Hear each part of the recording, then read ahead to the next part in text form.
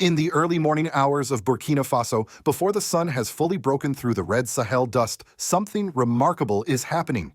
You can see it in the quiet movement of ordinary people, women arranging tomatoes freshly harvested from the fields, young men riding past rows of brand new solar panels, children laughing as they race each other through alleys that were once dark but now glow with steady, reliable light. There are no marching bands, no giant billboards, no grand speeches announcing what is unfolding. And yet across this landlocked nation, a silent transformation is taking place, one that the world can no longer afford to ignore. Since Captain Ibrahim Traoré assumed leadership, Burkina Faso has become the unexpected center of one of Africa's most ambitious national rebuilding efforts. 20 major development projects, sprawling, difficult, expensive, and audacious, are now reshaping everything from transportation and agriculture to energy industry and national security. For a country long known more for its struggles than its victories, this rapid change feels almost like a long-awaited breath of fresh air. But beneath the excitement lies a deeper question, one that echoes far beyond West Africa and reaches viewers like you, many of whom have watched global politics shift over decades. What exactly is driving this new wave of confidence and self-reliance in Burkina Faso? And more importantly, can these projects truly place the country on a path of lasting sovereignty, or are they simply the opening chapter of a much more uncertain story? If you are someone who believes that nations big or small deserve the right to shape their own destiny without outside pressure, if you believe that Africa's rise is not a threat but an opportunity, then I invite you to stay with me through this video. Because what is happening today in Burkina Faso may become one of the most important Africa news stories of our time, and perhaps a defining test of leadership for President Ibrahim Traoré. Please stay tuned, and if you value honest storytelling over headlines, make sure you follow along. When you begin to trace the changes unfolding across Burkina Faso, the first thing you notice is how deeply each project touches the daily lives of ordinary citizens. These aren't symbolic achievements meant only for television broadcasts. They are practical, physical, and visible transformations that reach into markets, farms, hospitals, airports, and even the most remote villages. It starts with something simple yet profoundly meaningful: food security. In Bobo Dioulasso and Yako, two new tomato processing plants now hum with activity. Women who once watched their harvests spoil under the sun are finally seeing their crops turned into long-lasting products, up to 100 tons of fresh tomatoes each day transformed into pastes sold under multiple brands. Beyond the machinery and steel frames, these factories represent dignity. They create steady jobs, reduce dependence on imports, and restore the confidence of farmers who were once pushed aside by foreign suppliers. Then comes something even more unexpected: Africa's first 100% indigenous electric vehicle project, pioneered by a local company called Idoa. For many in the country, seeing a homegrown electric vehicle that can travel 330 kilometers on a single 30-minute charge feels like stepping into a future they had only seen from afar. This isn't just about technology. It's about telling the younger generation you can build the future with your own hands. From the roads to the skies, the revival of Air Burkina is another milestone. After years of stagnation, the country's national airline is back in motion, acquiring two E-170 aircraft and expanding routes across the continent. For a landlocked nation, air connectivity is not a luxury. It is a lifeline for trade, tourism, and diplomatic presence. Meanwhile, in Bobo Dioulasso, a monumental structure is rising: a new university hospital built to provide advanced care and to train the next generation of doctors and nurses. For decades, many critical cases had to be referred outside the country. Now, families may soon have access to a level of care they once believed was impossible at home. Financial independence follows closely behind. On October 7, 2024, Burkina Faso inaugurated its own postal bank, launched with 15 billion CFA in capital. President Ibrahim Traoré made it clear this bank would not be another institution controlled from abroad, but a tool for national self-determination designed to serve rural communities, low-income families, and those long excluded from traditional banking systems. Security has always been at the heart of Burkina Faso's challenges, and here the shift is equally dramatic. The acquisition of Turkish drones from Baykar has given the country new eyes in the sky. These UAVs now patrol regions once plagued by armed groups, guiding targeted operations and reducing casualties. For many families living in the Sahel's most vulnerable zones, these drones represent a fragile but vital layer of protection. The pursuit of dignity extends to water, life's most basic necessity.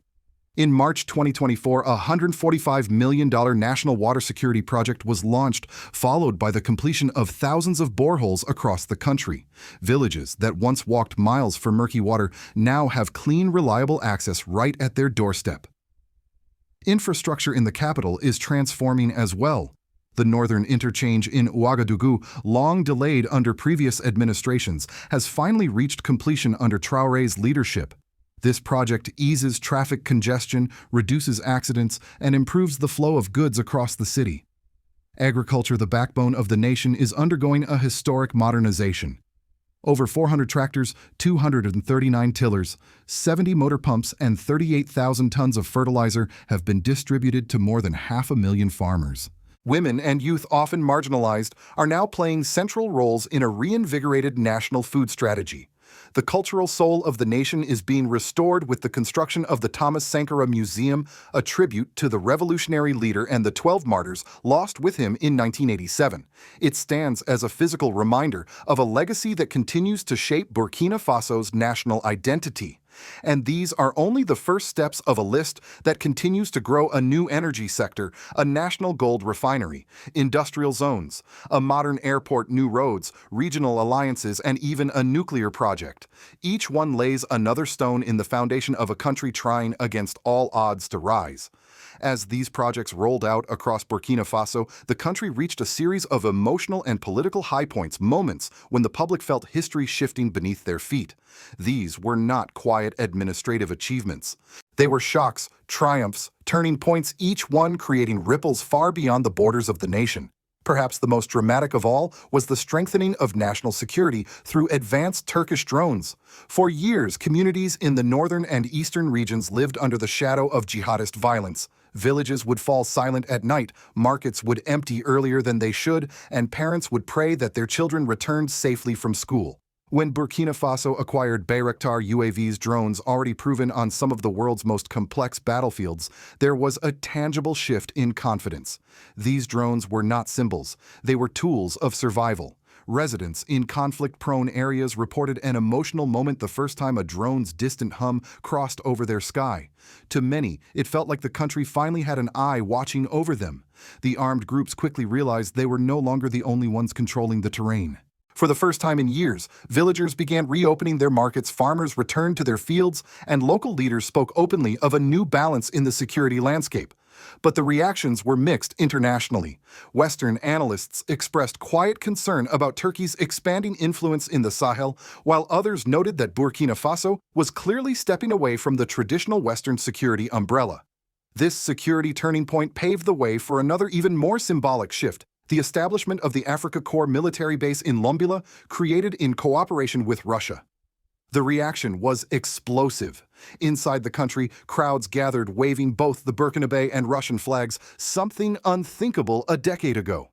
Many citizens interpreted this new partnership as liberation from decades of dependency on France's presence. Young people especially saw the Africa Corps as a sign that their nation was finally standing on equal footing with global powers, rather than bowing to them. Internationally, the move was met with sharp divisions. Russia's presence in the Sahel alarmed European and American policymakers who saw it as a major geopolitical shift in a once Western-dominated region. But for many Burkinabe, the Africa Corps symbolized a promise that their security would no longer be managed from Paris or Washington, but from Ouagadougou itself. The high points did not stop there. The national gold refinery, capable of processing 400 kilograms of gold each day, struck a deep emotional chord across the population. For decades, Burkina Faso exported raw gold only to buy back refined products at higher prices, an economic paradox that drained national wealth. When President Traoré announced that refining would now take place inside the country, it was seen as a reclaiming of stolen value. Miners danced in the streets. Local business owners recorded videos celebrating a future where profits would stay within national borders. Even regional media acknowledged that this move challenged the long-standing dominance of foreign mining companies operating in West Africa. Another moment of collective pride emerged when the textile megaproject Ayarox began rising across Solenzo and Boromo. Cotton is the heart of Burkina Faso's rural economy, yet for generations the country exported raw cotton only to import finished clothes. When the government announced that local industry would now transform cotton into fabric on home soil, the reaction was overwhelming. It wasn't just an economic announcement, it was cultural restoration. Older women weavers cried at the groundbreaking ceremony, calling it the return of our dignity. Younger workers lined up to apply for jobs, eager to participate in what many called a new era of national industry. Then came what many consider the most ambitious move of all, the nuclear partnership with Russia's Rosatom. Days after the agreement was signed, African news platforms erupted. Western commentators expressed disbelief. Some analysts asked whether a country with frequent power shortages could responsibly manage nuclear energy. But inside Burkina Faso, the reaction was strikingly hopeful. For millions who have lived through generations of electricity scarcity, the idea of nuclear power felt like a promise of equality, a belief that their children would grow up in a country where lights stay on all night, where hospitals never lose power, where businesses can finally scale beyond local limits.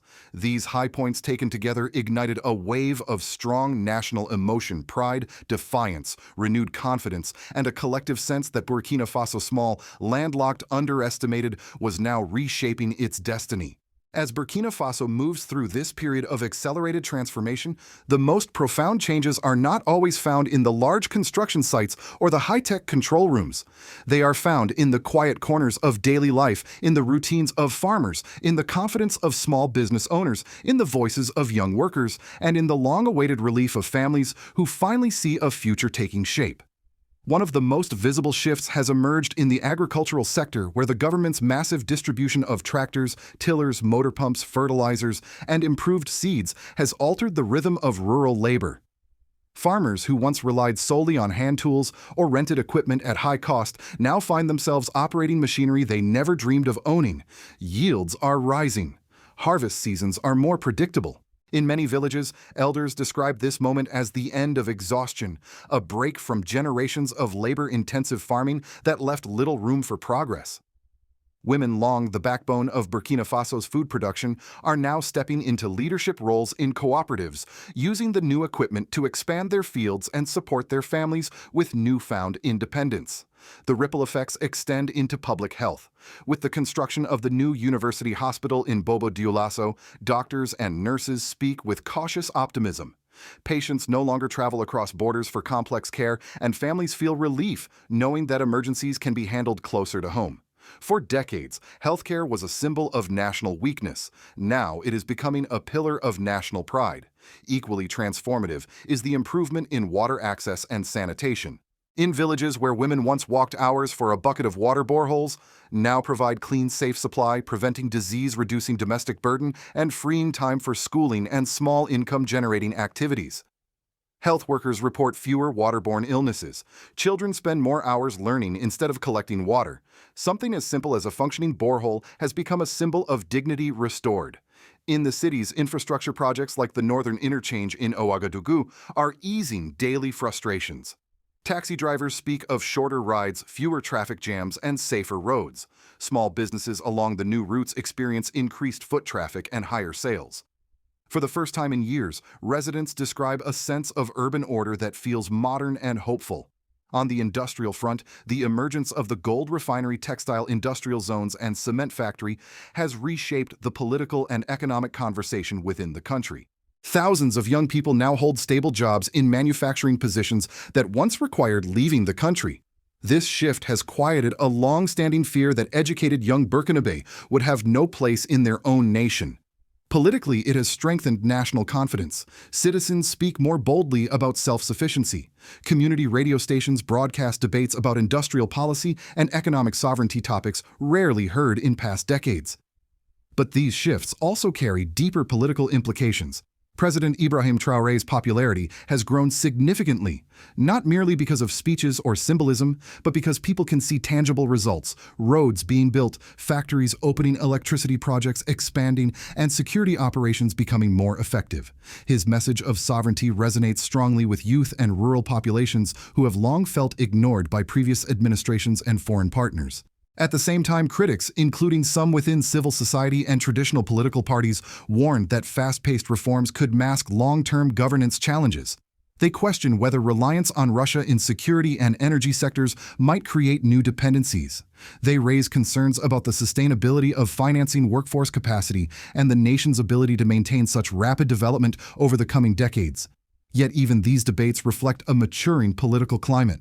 Burkina Faso is no longer discussing survival. It is discussing strategy, future planning, and national identity. That in itself is a profound shift.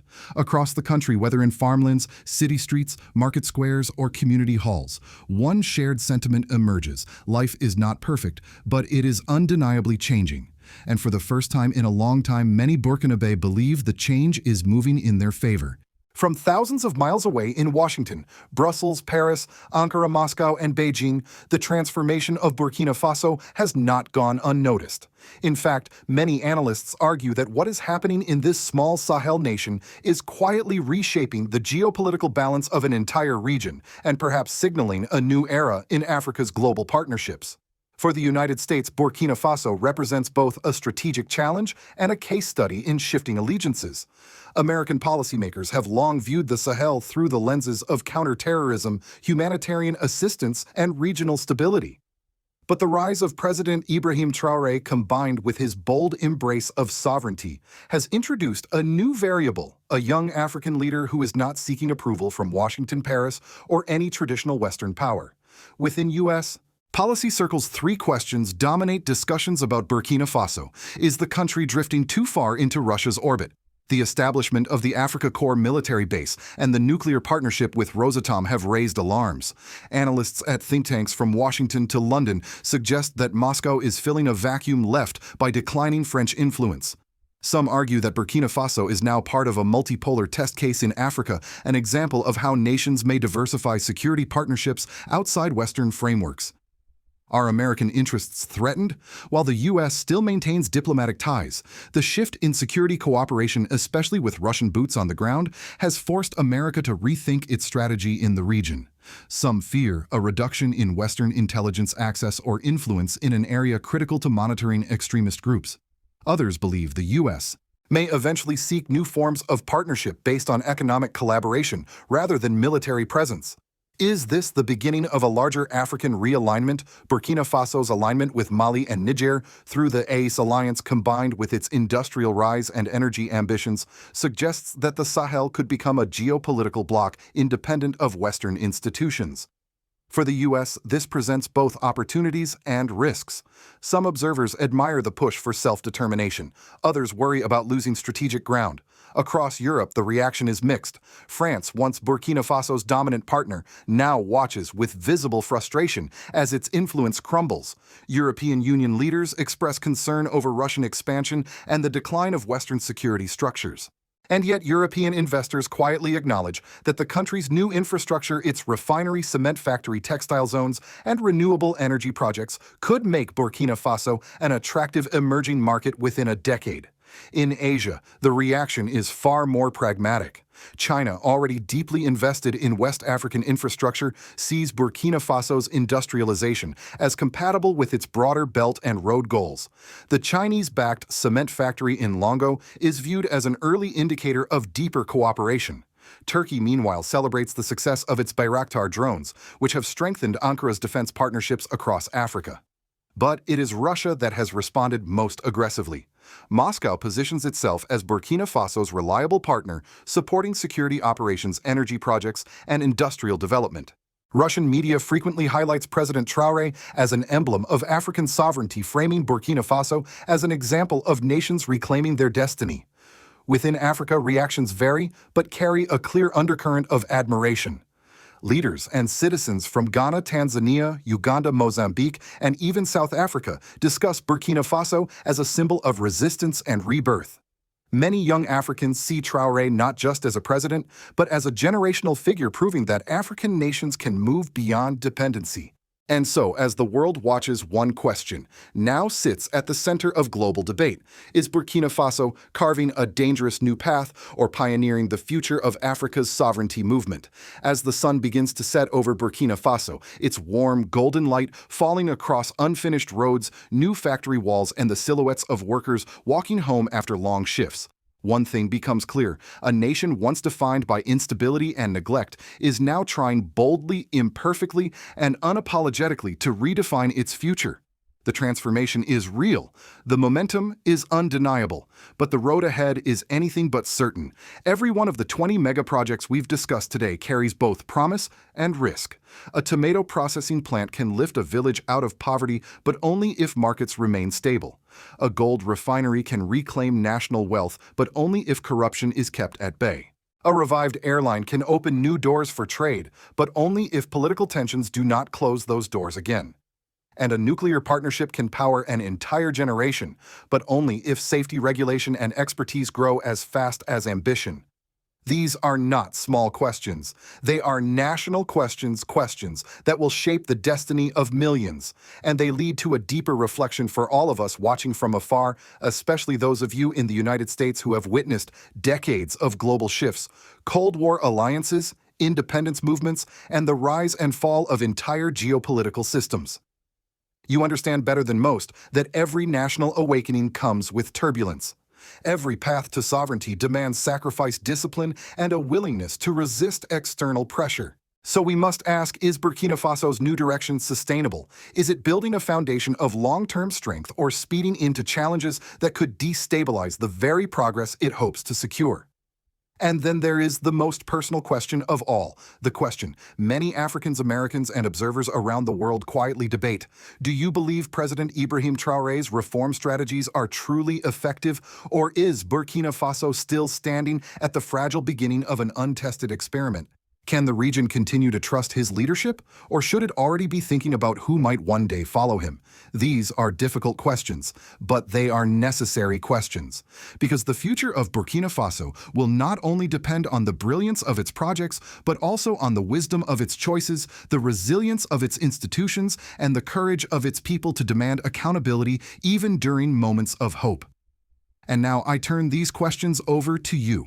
If you feel that you are among the first to understand and support the rise of President Ibrahim Traoré, if you believe that Africa's search for sovereignty deserves to be told truthfully without distortion or condescension, if you value honest analysis over loud headlines, please share this video.